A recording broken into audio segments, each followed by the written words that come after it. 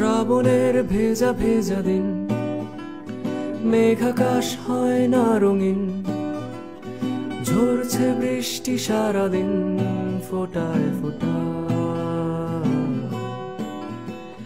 কেউ রাখে না কারো কথা, কেউ শোনে না কারো বারণ, কারণে অকারণে ভাঙন দেখে যায় বৃষ্টি এলে জানালা ধরে।